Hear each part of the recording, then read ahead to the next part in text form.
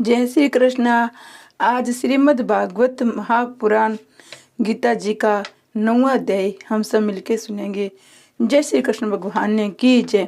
उसके उपरांत श्री कृष्ण भगवान बोले, हे अर्जुन, तुझ दोष दृष्टि रहित भगत के लिए इस परम गोपनीय ज्ञान को रहस्य के सहित कहूंगा, जिसको जानकर तू दुख रूप संसार से मुक्त हो जाएगा। ये ज्ञान सब विद्याओं के राजा तो सब गोपनीयों के भी राजा एवं अति पवित्र, उत्तम, प्रत्यक्ष फल वाला और धर्मयुक्त है। साधन करने का बड़ा सुगम और अविनाशी है। हे प्रताप, इस तत्व ज्ञान रूप धर्म में श्रद्धा रहित पुरुष मेरे को न प्राप्त होकर मृत्यु रूप संसार चक्र में भ्रमण करते हैं। हे अर्जुन, सचिंदानंद घन परमात्मा से ये सब जगत जल से बर्फ के सदृश परिपूर्ण है। सब भूत मेरे अंतर्गत संकल्प के आधार स्थित है, इसलिए वास्तव में मैं उनमें स्थित नहीं हूँ और वे सब भूत प्रेत मेरे में स्थित नहीं है। किंतु मेरी योग माया प्रभाव को देख के भूतों का धारण पोषण करने वाला, भूतों को उत्पन्न करने वाला भी मेरी आत्मा वास्तव में भूतों में स्थित नहीं है। क्योंकि जैसे आकाश में उत्पन्न हुआ सर्वंतर विचरने वाला महान वायु सदा ही आकाश में स्थित है, वैसे मेरे संकल्प के द्वारा उत्पत्ति वाले होने से संपूर्ण भूत मेरे में स्थित है। ऐसे जान हे अर्जुन, कल्प के अंत में सब भूत मेरी प्रकृति को प्राप्त होते हैं, अर्थात प्रकृति में लय होते हैं। कल्प के आदि में मैं फिर रचता हूँ। कैसे कि अपनी त्रिगुणमय माया को अंगीकार करके संभाव के वश से परतंत्र हुए इस संपूर्ण भू समुदाय को बारंबार उनके कर्मों के अनुसार रचता हूँ। हे अर्जुन, उन कर्मों में आसक्ति रहित उदासीन के सदस्य स्थित हुए मुझ परमात्मा को वे कर्म नहीं बांधते हैं। हे अर्जुन, मुझ अधिष्ठाता के सकाशे ये मेरी माया चराचर सहित सर्व जगत को रचती है। इस ऊपर कई हुए हेतु से ये संसार अवागमन रूप से चक्कर में घूमता है। ऐसा होने पर भी संपूर्ण भूतों के महान ईश्वर रूप मेरे परम भाव को न जानने वाले मूढ़ लोग मनुष्य का शरीर धारण करने वाले मुझ परमात्मा को तुच्छ समझते हैं, अर्थात अपनी योग माया से संसार के उद्धार के लिए मनुष्य रूप में विचरते हुए को साधारण मनुष्य मानते हैं, जो कि वृथा आशा, वृथा कर्म, वृथा तामसी संभाव को धारण किए हैं। परंतु हे कुंती पुत्र, देवी प्रकृति के आश्रित हुए जो महात्मा हैं, वे तो मेरे को सब भूतों को सनातन कारण नाश रहित अक्षर स्वरूप जानकर अन्य में से युक्त हुए निरंतर बसते हैं। वे दृढ़ निश्चय वाले भगतजन निरंतर मेरे नाम और गुणों के कीर्तन करते हुए, मेरी प्राप्ति के लिए यत्न करते हुए, मेरे को बारंबार प्रणाम करते हुए सदा मेरे ध्यान में युक्त अन्य भक्ति से मुझे उपासते हैं। उनमें कोई तो मुझ विराट स्वरूप परमात्मा को ज्ञान यज्ञ के द्वारा पूजन करते हुए एकत्व भाव से, अर्थात जो कुछ है सब वासुदेव है इसी भाव से उपासते हैं। दूसरे पृथक भाव से, अर्थात स्वामी सेवक भाव से कोई कोई बहुत प्रकार से भी मेरे को उपासते हैं। क्योंकि क्रतु अर्थात सोर्थ कर्म में हूँ, यज्ञ अर्थात पंच महायज्ञ अधिक समार्थ कर्म में हूँ, सौदा अर्थात पितरों के निमित्त दिया जाने वाला अन्न में हूँ, औषधि अर्थात सब वनस्पतियाँ में हूँ, मंत्र में हूँ, घरत में हूँ, अग्नि में हूँ, हवन रूप क्रिया में मैं ही हूँ। हे अर्जुन, मैं इस संपूर्ण जगत का दाता अर्थात धारण पोषण करने वाला एवं कर्मों के फलों को देने वाला तथा माता पिता और पिता मैं हूँ। जानने योग्य पवित्र ओंकार, ऋग्वेद, सामवेद, यजुर्वेद भी मैं हूँ। हे अर्जुन, प्राप्त होने योग्य भरण पोषण करने वाला, सबका स्वामी, सुबह शुभ को देखने वाला, सबका वासस्थान शरण लेने वाला, प्रत्युपकार न चाहकर हित करने वाला, उत्पत्ति प्रलय रूप तथा सबका आधार निधान, अविनाशी भी कारण भी मैं हूँ। मैं ही सूर्य रूप हुआ तपता हूँ तथा वर्षा को आकर्षण करता हूँ, बरसाता हूँ। हे अर्जुन, मैं अमृत, मृत्यु, सत्य और असत्य भी सब कुछ मैं हूँ।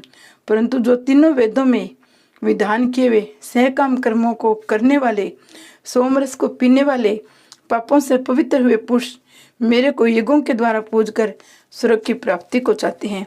वे पुरुष अपने पुण्यों के फल रूप इंद्रलोक को प्राप्त होकर स्वर्ग में दिव्य देवताओं को भोगते हैं। वे उस विशाल स्वर्ग लोक को भोग कर पुण्य क्षीण होने पर मृत्यु लोक को प्राप्त होते हैं। इस प्रकार स्वर्ग के साधन रूप तीनों वेदों में कई वैसे काम कर्म के कारण भोगों को कामना वाले पुरुष बारंबार जाने आने का प्राप्त होते हैं, अर्थात पुण्य के प्रभाव से स्वर्ग में जाते हैं। पुण्य छीन होने से मर्त्यलोक में आते हैं।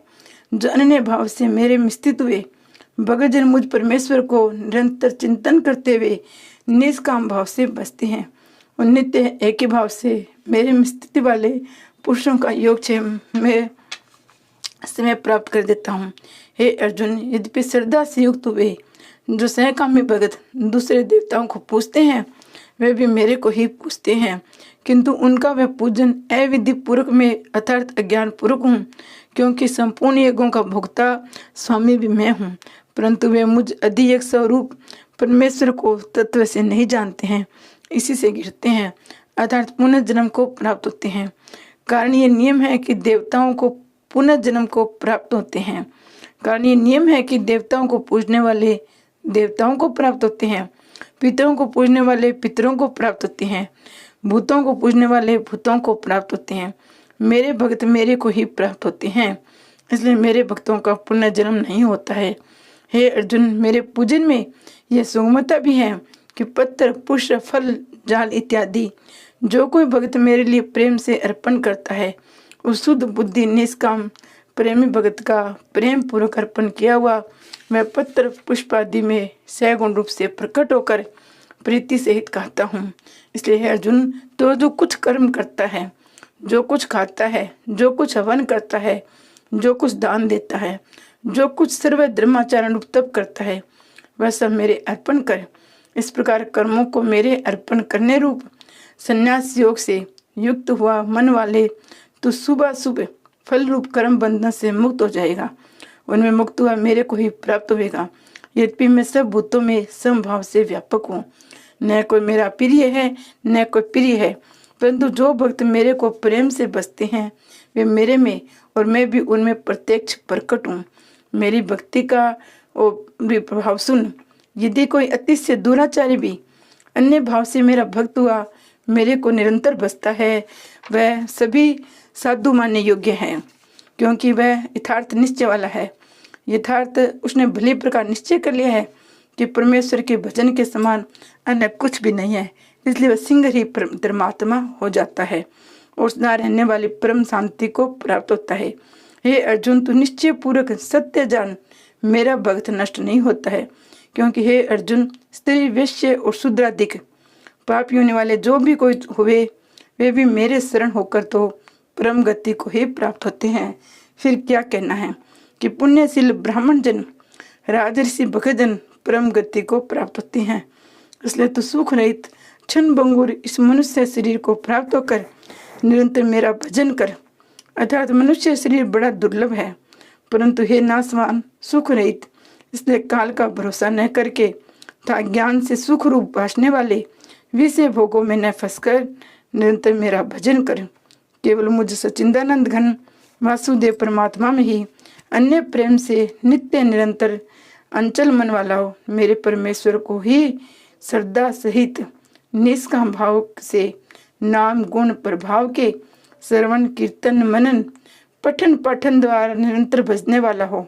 मुझ शंख चक्कर गदा पदम किरीट कुंडल आदि भूषणों से युक्त पीताम्बर वनमाला कौस्तुभ भ्रमणधारी विष्णु का मन वाणी और शरीर के द्वारा सर्वस्व अर्पण करके अतिशय श्रद्धा भक्ति और प्रेम से विगलता पूर्वक पूजन करने वाला हो।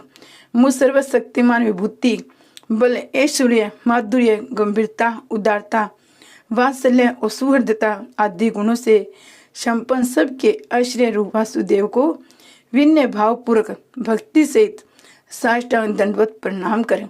इस प्रकार मेरे शरण हुआ तू आत्मा को मेरे में एक ही भाव करके मेरे को ही प्राप्त होगा। इति श्रीमद् भागवत गीता रूपी उपनिषद ब्रह्म विद्या योग शास्त्र विषयक श्री कृष्ण और अर्जुन के संवाद में राज विद्या राजगुरु योग नामक 9वां अध्याय समापन श्री कृष्ण भगवान ने की जय। अब हम 9वें अध्याय का महात्म्य सुनेंगे। महादेव जी कहते हैं, पार्वती अब मैं आदर पूर्वक 9वें अध्याय के महात्म्य का वर्णन करूंगा, तुम स्थिर होकर सुनो। नर्मदा के तट पर महिष्मती नामक एक नगरी है। वहाँ माधव नाम के एक ब्राह्मण रहते थे जो वेद वेदांगों के तत्वज्ञ समय समय पर आने वाले अतिथियों के प्रेमी थे। उन्होंने विद्या के द्वारा बहुत धन कमाकर एक महान यज्ञ का अनुष्ठान आरंभ किया। उस यज्ञ में बलि देने के लिए एक बकरा मंगाया गया। जब उसके शरीर की पूजा हो गई तब सबको आश्चर्य में डालते हुए उस बकरे ने हंसकर ऊंच स्वर में कहा, हे ब्राह्मण, इन बहुत से यज्ञों द्वारा क्या लाभ है? इनका फल तो नष्ट हो जाने वाला है था। ये जरा मृत्यु के भी कारण है। ये सब करने पर भी मेरी जो वर्तमान दशा है इसे देख लो। बकरे के इस अत्यंत कौतूहलजनक वचन को सुनकर यज्ञ मंडप में रहने वाले सभी लोग बहुत ही विस्मित हुए। तब यजमान ब्राह्मण हाथ जोड़ अपलक नेत्रों से देखते हुए उस बकरे को प्रणाम करके श्रद्धा और आदर के साथ पूछने लगे। ब्राह्मण बोले, आप किस जाति के थे? आपका स्वभाव और आचरण कैसा था? किस कर्म से आपको बकरे की योनि प्राप्त हुई? ये सब मुझे बताइए। बकरा बोला, ब्राह्मण, मैं पूरे जन्म में ब्राह्मणों के अत्यंत निर्मल कुल में उत्पन्न हुआ था। समस्त यज्ञों का अनुष्ठान करने वाला, वेद विद्या में प्रवीण था। एक दिन मेरी स्त्री ने भगवती दुर्गा की भक्ति से विनम्र होकर अपने बालक के रोग की शांति के लिए बलि देने के निमित्त मुझसे एक बकरा मांगा। तत्पश्चात जब चंडिका के मंदिर में वह बकरा मारे जाने लगा, उसमें उसकी माता ने मुझे श्राप दिया, ओ ब्राह्मणों में नीच पापी, तू मेरे बच्चे का वध करना चाहता है, इसलिए तुम भी बकरे की योनि में जन्म लेगा। द्विज श्रेष्ठ, तब काल में मृत्यु को प्राप्त होकर मैं बकरा हुआ। यद्यपि मैं पशु योनि में पड़ा हूँ तो भी मुझे अपने पूरे जन्मों का स्मरण बना हुआ है। हे ब्राह्मण, यदि आपको सुनने की उत्कंठा हो तो मैं एक और भी आश्चर्य की बात बताता हूँ। कुरुक्षेत्र नामक एक नगर है जो मोक्ष प्रदान करने वाला है। वहाँ चंद्र शर्मा नामक एक सूर्यवंशी राजा राज्य करते थे। एक समय जबकि सूर्य ग्रहण लगा था, राजा ने बड़ी श्रद्धा के साथ काल पुरुष का दान करने की तैयारी की। उन्होंने वेद वेदांगों के पारगामी एक विद्वान ब्राह्मण को बुलाया। पुरोहित के साथ वे तीर्थ के पावन जल से स्नान करने को चले। तीर्थों के पास पहुंचकर राजा ने स्नान किया, 2 वस्त्र धारण किए, फिर पवित्र और प्रसन्नचित होकर उन्होंने श्वेत चंदन लगाया। बगल में खड़े हुए पुरोहित का हाथ पकड़कर तंत्र कालोचित मनुष्य से घिरे हुए अपने स्थान पर लौट आए। आने पर राजा ने यथोचित विधि से भक्तिपूर्वक ब्राह्मण को कालपुरुष का दान किया। तब कालपुरुष का हृदय चीरकर उसमें से एक पापात्मा चंडाल प्रकट हुआ। फिर थोड़ी देर के बाद निंदा भी चंडाली का रूप धारण करके कालपुरुष के शरीर में निकली और ब्राह्मण के पास आ गई। इस प्रकार चंडालों की वह जोड़ी आंखें लाल किए निकली और ब्राह्मण के शरीर में हठात प्रवेश करने लगी। ब्राह्मण मन मन गीता के 9वें अध्याय का जप करते थे। राजा चुपचाप ये सब कौतुक देखने लगे। ब्राह्मण के अंतकरण में भगवान गोविंद शयन करते थे, वे उन्हीं का ध्यान करने लगे। ब्राह्मण ने जब गीता के 9वें अध्याय का जप करते हुए अपने आश्चर्यभूत भगवान का ध्यान किया, उसी समय गीता के अक्षरों से प्रकट हुए विष्णु दूतों द्वारा पीड़ित होकर वे दोनों चंडाल भाग चले। उनका उद्योग निष्फल हो गया। इस प्रकार इस घटना को प्रत्यक्ष देकर राजा के नेत्र आश्चर्यचकित हो गए। उन्होंने ब्राह्मण से पूछा, हे विप्रवर, इस महाभयंकर आपत्ति को आपने कैसे पार किया? आप किस मंत्र का जप था? किस देवता का स्मरण करते हो? वह पुरुष व स्त्री कौन थी? वे दोनों कैसे उपस्थित हुए? फिर वे शांत कैसे हो गए? ये सब मुझे बताइए। ब्राह्मण ने कहा, राजन, चंडाल का रूप धारण करके भयंकर पापी प्रकट हुआ था। वह स्त्री निंदा की साक्षात मूर्ति थी। मैं इन दोनों को ऐसे ही समझता हूँ। उस समय गीता के 9वें अध्याय के मंत्रों का माला जपता था, उसी का माध्यम का सारा संकट दूर हो गया। मैं पते में नित्य गीता के 9वें अध्याय का जप करता हूँ, उसी के प्रभाव से प्रतिग्रहजनित आपत्तियों को पार हो सकता हूँ। यह सुनकर राजा ने उसी ब्राह्मण से गीता के 9वें अध्याय का अभ्यास किया। फिर वे दोनों परम शांति मोक्ष को प्राप्त हो गए। यह कथा सुनकर ब्राह्मण ने बकरे को बंधन से मुक्त कर दिया। गीता के 9वें अध्याय के अभ्यास से परम गति को प्राप्त किया। श्री विष्णु भगवान ने की जय हो।